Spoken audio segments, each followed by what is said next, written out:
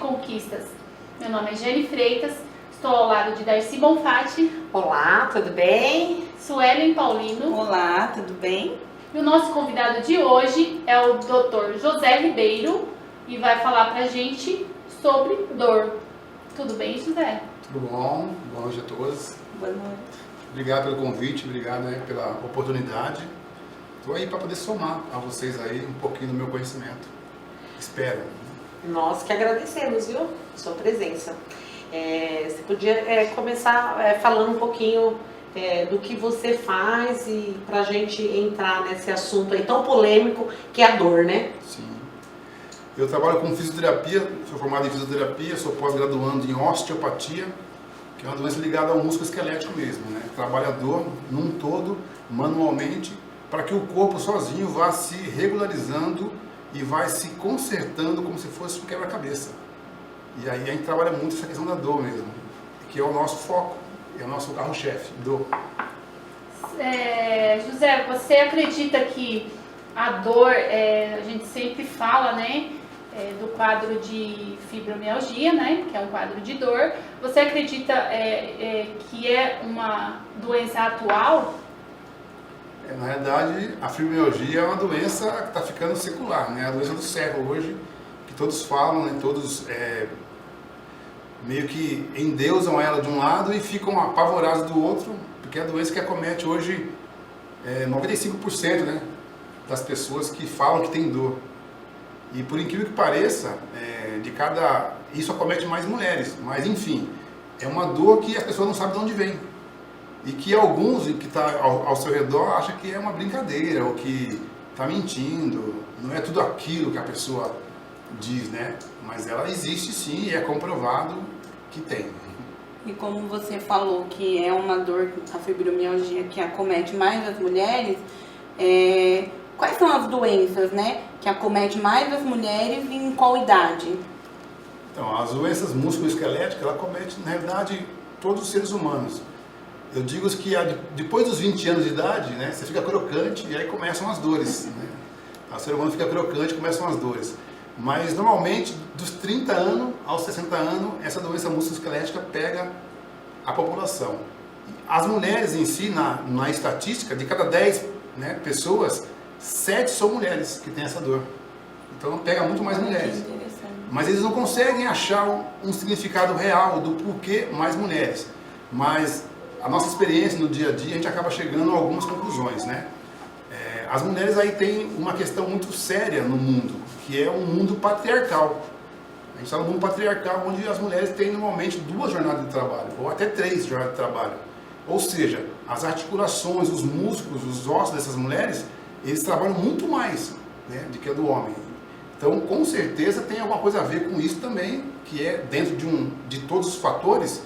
Isso aí ajuda muito, né? Ela é mãe, ela é funcionária, trabalhadora, ela chega em casa, tem uma outra função que às vezes o homem não tem, o homem acaba meio que ficando aí isolado por essa questão patriarcal do mundo, e a mulher acaba tendo 2, 3 jornadas de trabalho, dormindo mais tarde, então acomete muito mais mesmo as mulheres. Então tem uma lógica em cima disso aí, não quer dizer que seja uma verdade só, mas ela faz parte da verdade. Ela começa com isso. Você consegue afirmar pra gente que no homem, por conta dele ter uma musculatura diferenciada, a mulher, o homem acha que tem um certo músculo mais trabalhado do que a mulher. Isso prejudica a mulher em ter essas dores, aumenta esse quadro de dor? Musculoesqueleticamente falando, o homem ele tem mais força, né? Tem uma resistência maior para que o corpo desabe tardiamente, mas não é uma regra, Por essas questões que eu falei da mulher, porque ela usa muito mais, ela trabalha muito mais, ela se exige muito mais, ou seja, ela fadiga muito mais o corpo do que o homem, muito mais rápido. Então, ela fica mais propensa mesmo às dores musculoesqueléticas. José, para você, você falou aí a questão que a mulher ela tem mais dor e que muitas vezes a quem está perto, próximo, às vezes não acredita. Eu estou dizendo por experiência própria, porque eu tenho dores, né, que você já me conhece, sabe que eu tenho dores demais, né? E assim, você acha que essas dores que a gente tem está relacionado também com sentimentos, porque eu já ouvi dizer que de um profissional uma vez, que eu já procuro reumatologista há muitos anos, ele dizer para mim se eu tinha passado por uma situação de estresse muito grande e se eu estava com um quadro talvez de um início de uma depressão, por isso as minhas dores estavam aumentando. E que realmente eu sei da dor, eu sei que quando a gente está com muita dor, realmente eu fico, vamos dizer assim, que meio que insuportável, né? Meu marido costuma dizer que eu fico meio que insuportável, porque eu reclamo de tudo, dói aqui, dói ali, tudo que vai fazer tá reclamando, né? Fico que meio que mulher reclamona, né? Você acha que tá ligado com sentimentos, com alguma coisa assim, ou realmente essa dor, ela é característica de uma patologia mesmo? Como que é? A mulher assim, a gente fala que o homem é o sexo forte, a mulher é o sexo frágil, mas na realidade é o contrário, a mulher é o sexo forte e o homem é o sexo frágil. Porque a mulher, ela demora muito mais, ela suporta muito mais a dor do que o homem, até mesmo pela questão de luta dela, de ser mãe e tudo mais. Então dá a impressão, por ela suportar um pouco mais, muito mais, obviamente, do que o homem, que ele é mais resistente, que ele é mais forte, e ela não fala. Então, às vezes a gente acha que ela está brincando, está fazendo um drama, né? E aí, porque ela suporta muito mais. Então nós somos sexos frágeis, os homens. E aí vem toda essa somatória, ela vai somatizando isso aí no dia a dia dela, porque também ela é cobrada, né, pela sociedade a ser forte, ou a ser mãe e tudo mais. Então ela vai meio que engolindo. Isso aí vai somatizando. E o sistema nervoso central, ele vai pegando isso para ele e vai começando a distribuir isso aí. Então fica muito sensível a questão muscular, a questão sensitiva dela, os nervos, os músculos ficam muito sensíveis. E aí entra naquela questão que a gente está falando um pouquinho antes, que era sobre a fibromialgia. Eles falam que é uma doença autoimune, mas não é uma doença autoimune, porque não a fibromialgia não causa esse problema no músculo, no nervo. Mas esses fatores externos que vêm com o estresse, com a ansiedade, com o nervosismo, com a falta de sono, falta de apetite às vezes, ou falta de tempo, vai criando isso aí no corpo, vai somatizando, vai descarregando aí na questão, né, nas regiões superiores, aí, cervicais, costa, depois vai irradiando via dormência, via dores para todo o corpo. O que justifica hoje, né, a fibromialgia é dizer que você sente dor pelo menos de 11 a 18 pontos do corpo, especificamente falando. E são dores sensíveis mesmo, elas são sensitivas, você consegue sentir a dor, mas ela não fica na articulação, ela fica em todo o corpo, em todo o músculo, e a pessoa vai sentindo isso aí.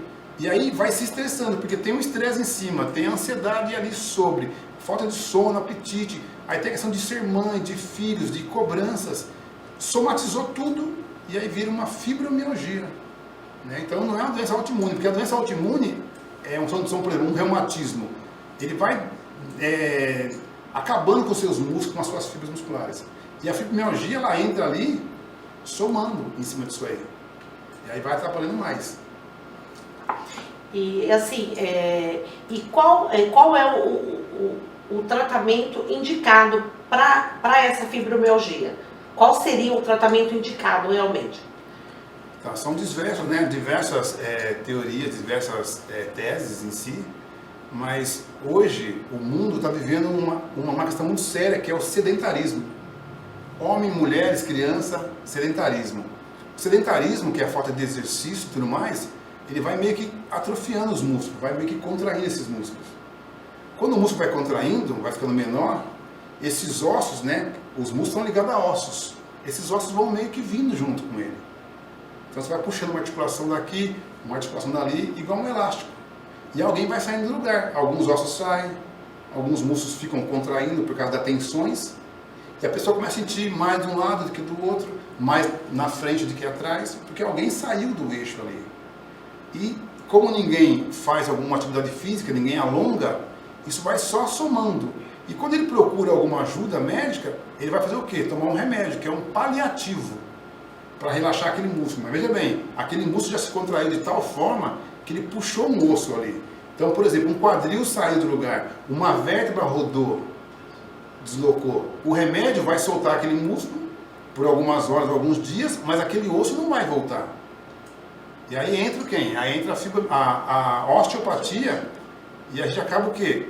Fazendo toda uma anamnese, todo um histórico da vida da pessoa, desde lá de baixo dos 15 anos, da adolescência, para entender o que ela fez por esse tempo.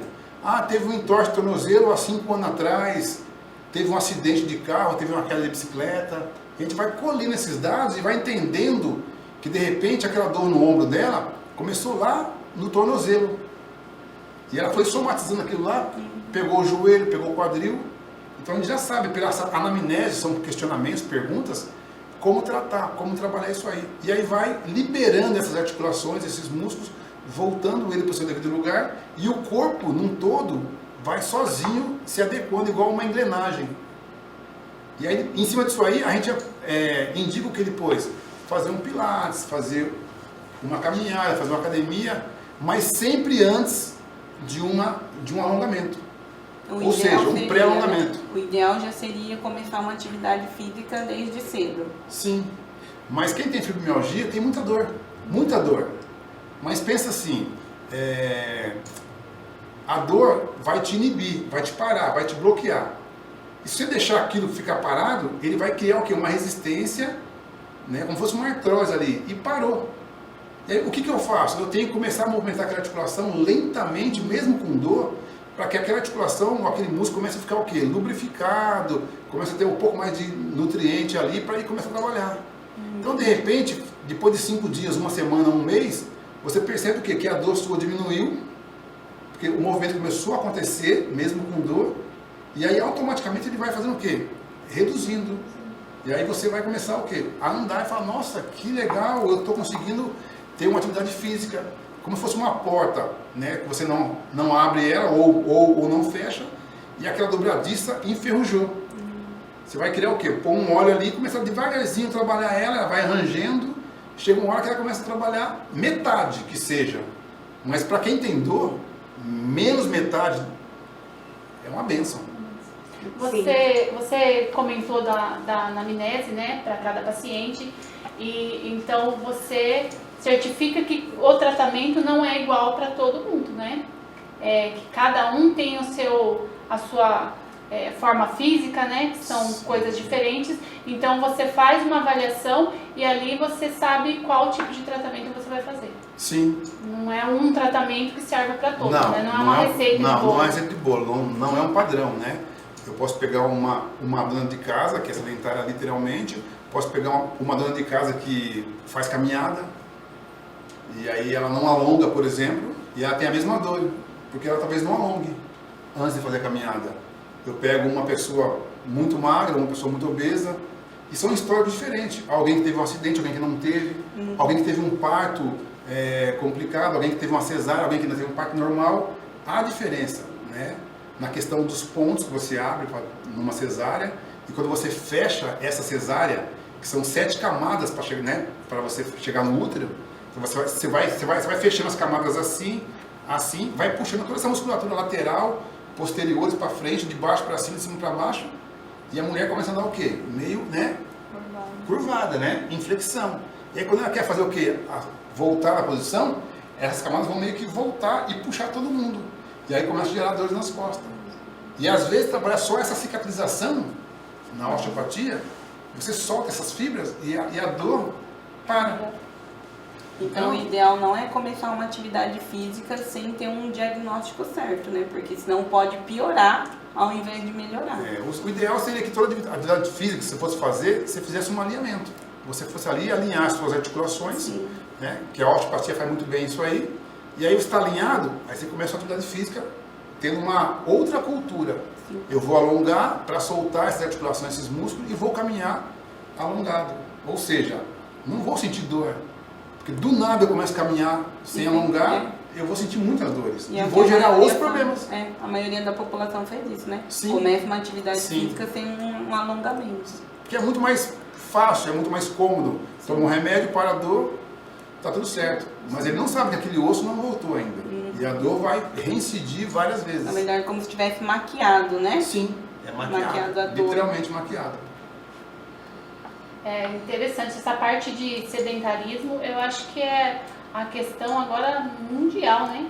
Porque assim, muita TV, muito celular, e inclusive a gente falou isso no programa passado de crianças nos celulares. Então assim, eu acho interessante que a gente, desde pequena, a gente consiga colocar uma atividade física para a criança, lógico, né? Sempre com cuidados do que você vai colocar, mas não é para fazer uma atividade para criar músculo, e sim para que ele tenha essa postura de não ser sedentário.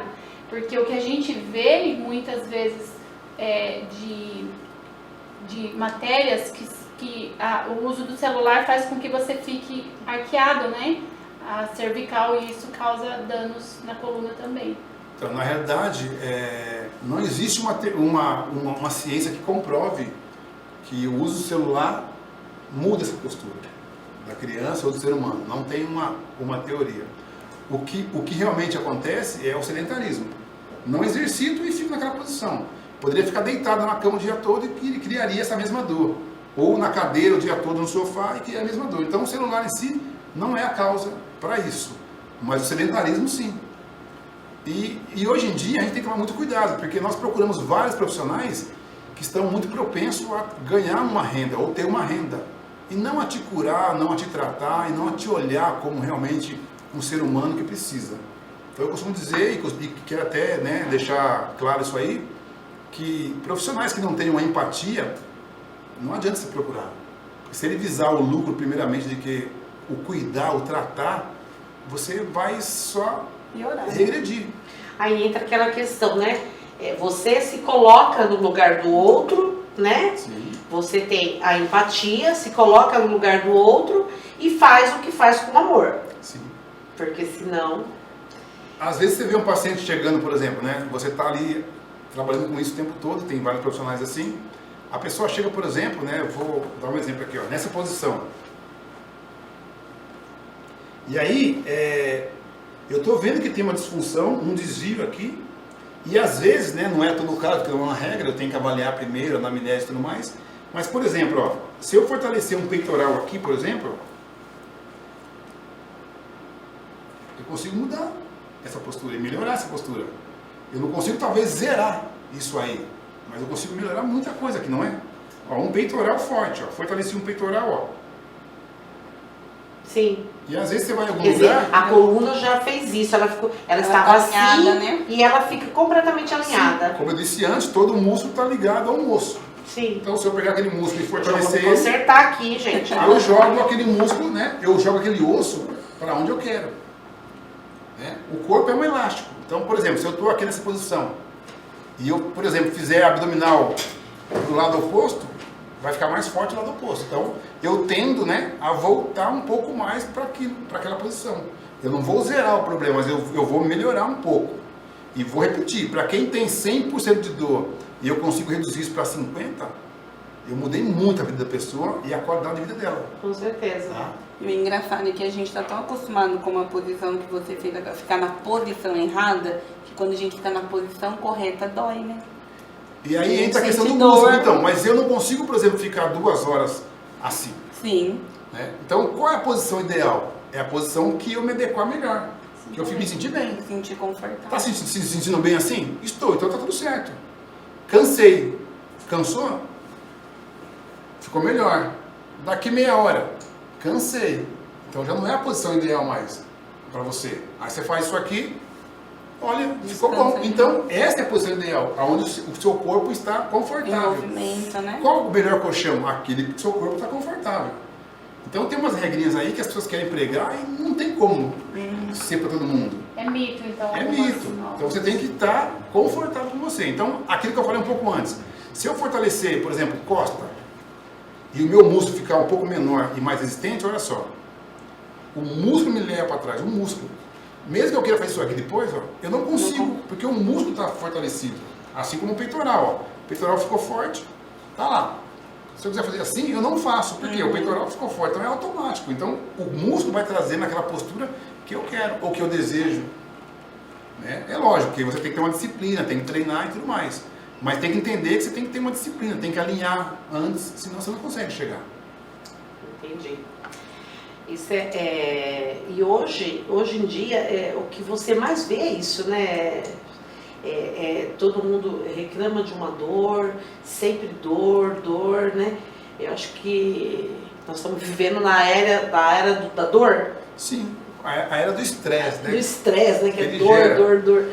Então, assim, quando a gente encontra alguém que possa melhorar, como você falou, 50% dessa dor, que para mim é considerado 100%, melhora 50%, eu já estou com um ganho maravilhoso. A sua autoestima melhora, né? Sim. E a fibromialgia, ela tem uma característica um tanto marcante, que é assim, ó, para comprovar a questão do estresse, da ansiedade e tudo mais, né?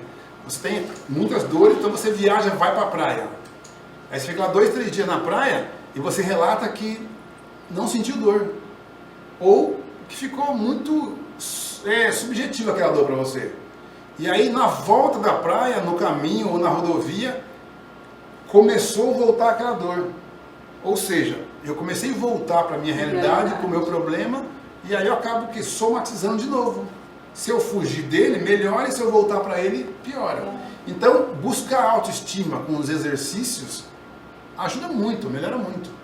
Né? Melhora muito. Entendi. E nós brasileiros, a gente não tem essa cultura da atividade física, né? Não. A gente não tem essa cultura desde, se a gente for ver em outros países, já é incluída na escola, né? Desde a infância. Desde o berço. E já no Brasil a gente já não tem essa cultura. As pessoas hoje, buscam um paliativo. Então, por exemplo, fazer um pilates acabador, se ela fizer 4 aulas de pilates e acabador, ela não volta mais, ela usa como remédio. Exato. Fazer academia acabador, ela faz um mês de academia, para a minha dor, ela para na academia, ela usa como remédio. E querendo ou não, só procura por conta da dor, né? Sim. Se não tiver dor, não procura. Ela procura aquilo que é um remédio para ela. E aí, na realidade, ela tinha que criar essa cultura e manter isso aí para ela. Mas ela não faz isso. É uma cultura do brasileiro, mas isso aí é berço. Né? Tem que mudar isso na escola, como você falou, na infância, para começar a mudar gerações. Porque eles têm que ter essa visão, né, cultural de que é o patrimônio dele, é o corpo dele, então ele tem que zelar por isso. Se ele não entender que isso aqui é o patrimônio dele, não vai trabalhar para isso, nunca. Né? E tem uma coisinha bem interessante que eu vejo hoje nas pessoas fazendo caminhadas, que é assim, elas fazem caminhada e elas vão fadigando os seus músculos. Mas elas continuam insistindo, que é legal, porém, elas poderiam melhorar muito isso aí, por exemplo, com a sua respiração. Né? Então, quando você, por exemplo, caminha puxando o ar pelo nariz, soltando pela boca, você mantém o quê? Você melhora a sua oxigenação. Então, os seus músculos têm muito mais oxigênio. E aí você não vai fadigar. O que é fadigar? Eu começo a caminhar, começo a cansar, começo a fadigar, começo a sentir queimar os meus músculos. Nessa hora que está queimando meus músculos, o oxigênio está acabando e o corpo está fabricando um ácido chamado ácido lático que substitui esse oxigênio e me faz caminhar. Mas ele é um ácido. Então, se ele é um ácido, ele queima. Então, ele queima a periferia do seu músculo. E aí demora 1 semana, 10 dias para refazer aquela periferia. Então o seu corpo fica dolorido por 7 dias, 10 dias. As pessoas que começam a fazer academia hoje, elas sabem disso aí, que fica 10 dias, às vezes com dificuldade até de sentar no vaso sanitário, porque é muita dor. E aí as pessoas têm a cultura de achar que isso está fazendo efeito, né? Quando começa a queimar, é um bom efeito. Não é um efeito bom, é ruim. É ruim. E quando você anda ou caminha, puxando o ar pelo nariz, soltando pela boca, você mantém esse oxigênio, você não cansa, melhora, né, dá qualidade de vida para os seus músculos, dá muito mais vida para você e você não cansa tanto. E aí você fica em paz com isso aí, né? Essa parte de respiração que você apontou, ela é importante então em todas as atividades físicas, não somente na caminhada. Qualquer exercício que eu vá fazer, eu consigo abordar essa respiração de um modo correto? Sim. Todos os exercícios, qualquer um, todos, você tem que fazer essa respiração, porque é o que não vai fadigar o seu músculo e você não cansa. É na contração que você faz? É quando você... Você vai respirar naturalmente, normalmente, puxando o ar, mandando o ar, né, para dentro do seu corpo pelo nariz, que vai direto para o pulmão e o pulmão distribui para os seus músculos e soltando pela boca, porque aí você joga para fora quem? O gás carbônico. Você limpa, né, o seu corpo, o seu sangue, né, do gás carbônico e alimenta com oxigênio. Então não vai faltar oxigênio nos seus músculos. Mas se você caminhar com a boca aberta, por exemplo, ou com o nariz, isso quer dizer o quê? Não vou morrer, porque meu pulmão está mantendo ali um oxigênio. Mas a troca gasosa, ela é pobre. Então eu quero o quê? Enriquecer minha troca gasosa, puxar o ar pelo nariz, soltar pela boca. E aí eu consigo andar muito mais sem cansar. Isso já é provado, já é testado. Tá? Uma respiração errada, ela cansa mais rápido, Isso. né? E esse é o ideal. Não importa o que você faça, essa é a respiração. Então isso a gente tem que trazer para o dia a dia, né? A respiração, prestar atenção na respiração no dia a dia. No dia a dia. Mas aí você vê o quê? Caminho em duas pessoas. Então, como é que eu consigo respirar assim, conversando com outra pessoa, na caminhada? Aí eu não consigo. Acho melhor não conversar. Então, mas e aí? Eu sempre vou em 2, em 3. Cantando, né? Aí às vezes para evitar, o que eu faço? Põe um fone de ouvido e aí ninguém fala comigo porque eu tô com fone. Mas na realidade eu quero só testar a minha respiração e ver se eu realmente canso ou não. Você tem que se testar o tempo todo. Se servir para você, se fizer sentido para você, você tem que fazer. Porque é isso que realmente vale. Então o ideal é caminha em silêncio, depois para 5 minutos, conversa, Aí volta senta no a banco caminhar da de novo, praça, volta isso mesmo. Aí volta a caminhar de Aí novo, volta, depois para mais um pouquinho, conversa e assim vai. A gente falando desse aspecto de dor, né, e a gente constantemente no trabalho, a gente tem as posturas erradas, sentar errado, que nem você falou, abordou que é da forma que eu me senti bem. Mas às vezes a gente, no dia a dia, a gente acaba fazendo umas coisinhas erradas e umas posturas que trazem dor, mas que você tá ali no vamos E acaba ver, não percebendo, e acaba não né? percebendo. Você tem alguma dica que você dá para quem trabalha muito tempo sentado, muito tempo ali na cadeira, que eu sempre falo que a cadeira aquela de rodinha, ela traz um benefício, mas ela também traz um malefício, porque você só empurra, né? Da forma que for, vai. Tem alguma dica para quem faz esse trabalho muito tempo sentado? Sim, o alongamento. O alongamento ele é o ideal. O alongamento é tudo na vida do ser humano. Mas não existe na literatura nenhum alongamento menor que 30 segundos. Se eu fizer 20 segundos uma posição de um músculo, por exemplo, essa posição do músculo, para alongar meu ombro aqui, e segurar 15, 20, 25 segundos, não vai alongar. Não. Quando der 30 segundos, ele faz o estiramento das fibras por questões de potássio e sódio ali nos músculos, as fibras vão se relaxar com 30 segundos e eu tenho o quê? Um alongamento. E eu vejo muitas pessoas fazendo 10 segundos, 15 segundos, quando muito 20 segundos. Não é alongamento, é um aquecimento. Mas a caminhada já é um aquecimento também. O exercício já é um aquecimento, então não vai mudar nada. Então nem faça. Ou são 30 segundos, 35. Cada posição. E aí você tem um relaxamento e ele já é automaticamente visível. Você já sente ele no corpo, sensitivo, e já percebe já a diferença. Eu acho que quando você pula essa etapa, meio que você está se sabotando, né? Porque eu já, falando por mim, que já frequentei academia, daí você tem que fazer os alongamentos lá, burlava direto, porque não via isso como uma importância porque não é cultural. nacional, Tem como benefício, E eu falava assim, né? nossa, mas por que ele está mandando eu ficar aqui, me aquecendo, fazer tudo isso por esse tempo? Então, eu acredito que não há uma explicação. Da forma que você está esclarecendo hoje, você traz como uma básica para a saúde, né? Do corpo, músculo esquelético. Então, assim, essa orientação falta. Por isso que quando você falou que é a empatia, né? Não sempre é você pensar só no benefício do valor Do lucro, financeiro, né? Mas você conseguir orientar, né? Então, quando a gente fala, vai fazer uma atividade física, a gente sempre fala, vamos com o fisioterapeuta depois que a gente aprendeu, né? Eu aprendi muito com você, então, assim, sempre eu falo para as amigas, procure um especialista porque é a melhor resposta para o seu corpo, né? Sim, na questão, se eu pegar uma criança para tratar e eu não olhar para ela como fosse um filho, um sobrinho meu, um jovem como fosse um sobrinho meu, um filho meu, um adulto como fosse meu irmão, minha irmã, um idoso como se fosse meu pai e minha mãe, eu não consigo ver qualidade no meu tratamento para a pessoa ficar boa. Eu posso olhar ela como só um número, vai pagar ou não. E aí eu perco o quê? Essa questão da empatia. E aí eu não cuido de ninguém. Então, se eu estou no meu consultório, você chegou no meu consultório pela porta e eu te olhei e eu não consigo perceber os desvios corporais que você tem, eu estou errado, eu não sou um profissional da minha área. Quando você foi embora, eu olhei e vi se o seu tornozelo é mais para dentro, mais para fora, se tem um desvio na sua coluna ou não, se tem uma lordose aqui embaixo, próximo do bumbum, ou uma cifose aqui no seu peito, ou um ombro mais alto do que o outro, então eu não vi você. Então a anamnese começa ali. Entrou no consultório, eu já consigo começar a fazer a anamnese na pessoa. Chegou na academia, coisa que é muito rara, mas tem profissionais que eu conheço, são amigos meus, ninguém faz isso. Ninguém olha. Ou se olha, não é com esse olhar, é com outro olhar. E aí não consegue ver desvio nenhum. Né? Isso que eu dei um exemplo. Então eu posso priorizar um pouco mais peitoral nessa pessoa, até ganhar uma postura melhor e associar com outros movimentos, braço, perna, porque eu sou um profissional que vi isso nele. Mas não, ele faz completo, de igual para igual, e ele cresce do mesmo jeito.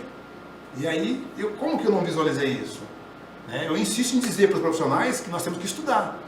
Temos que se formar na faculdade e não somos nada ainda. Aí vai lá, faz uma pós-graduação, aprende um pouquinho mais. Aí faz um mestrado e aí você vai criando mais conhecimento. E aí você vê o quanto que você não sabe. E o quanto que tem que continuar estudando, porque as pessoas são seres humanos e você adoraria fazer isso para o seu pai, para sua mãe, para o seu filho, então são seres humanos. Então trate todo mundo igual e faça para eles. E consequentemente os seus pais, os familiares vão ficar muito gratos por isso, porque vão receber isso aí. Muito bacana, bacana o assunto. Esclarecedor, né? Esclarecedor. Você, a gente, primeira mão, está terminando o programa. Queria ver se você queria deixar uma mensagem para o pessoal de casa. O que você gostaria de falar, né? Deixar como uma meta aí para o pessoal de casa. Primeiramente tem que se amar. Amar o seu corpo, amar o seu patrimônio, que é isso aqui que você tem. O patrimônio é o seu corpo, o santuário é a sua mente. Então, o seu corpo, ele pode ser tocado, pode ser danificado, pode ser abalado, pode sofrer um acidente. E aí depois você vai corrigindo ele com a fisioterapia, com os treinamentos, com a caminhada. Mas o seu santuário, que é a sua mente, ele é sagrado. Ali só entra quem você deseja, só quem você deixa entrar. Porque ele é sagrado, não tem como deixar todo mundo entrar. Então, se você não preservar o santuário, que é a sua mente, e deixar qualquer um entrar ali e fazer o que quiser, ou cuidar da sua felicidade, da sua alegria, para que você realmente somatize isso, o seu patrimônio vai se danificar, vai deteriorar. E se é santuário, quem que entra? Quem eu quero, quem eu deixo. Né? Então, não levar para casa problemas da empresa, problemas de chefe, ou alguém que te xingou, porque quem está em casa não tem nada a ver com aquilo. E a sua mente, o santuário, não tem que ficar com aquilo na cabeça, porque aí você não consegue trabalhar a qualidade de vida com a família, com os amigos, e aí vai somando, e o corpo vai sentir. Então a mente fala, o corpo sente, e com o tempo, ao longo dos anos, você vai se deteriorando. Então, preservar o patrimônio sim, mas o santuário, para mim, ele é sagrado. Então, preserve o santuário e só entra lá quem você realmente, quem foi especial. E o resto você conserta com o tempo. Bacana, eu acho que mais do que um bate-papo foi uma consulta aqui, né? Foi uma aula, né? Uma aula. Eu acho que vai ficar uma dica, né, e uma aula de aprendizado, né? Mesmo para o pessoal aí de casa, né? Eu acho que vale a pena investir em nós mesmos, né? Acho que ficou bem legal mesmo. Eu acho que estamos terminando aí, né, Jane? Mais um programa, né, Su? Isso, nunca é tarde, né? Pra gente mudar, né? Nossa cultura, cuidar, nossa né, do corpo vida. e da mente, como isso, disse o José Ribeiro. Queria te agradecer aí por estar aqui com a gente nesse bate-papo, nessa conversa aqui que com certeza foi esclarecedora para nós e para o pessoal de casa, internauta. E fica um convite para uma próxima vez aí você estar conosco de novo, novamente. Com certeza, porque falar da dor tem muito o que falar, né? Tem. As dores são infinitas, né? E cuidar dela é muito mais importante. Mas eu diria assim que a gratidão é minha pelo convite e estou à disposição de todos aqui, de você em casa, para o meu consultório, para o meu estúdio, quando quiser. E aí eu sou grato pela atenção. Quer falar, o seu estúdio fica na Promeca, né? Quer falar? Sim, pode falar. Se puder. Pode falar. Merchan. Fica à vontade. Eu tenho um estúdio de Pilates no bairro Jardim Promeca, na rua principal, número 377. E tem um telefone também, né? Para ligar, 97557-6464.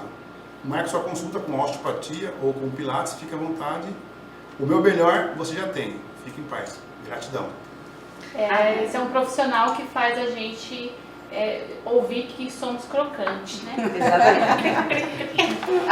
Até a próxima. Até a pessoal. próxima, Até mais, gente. pessoal. Tchau.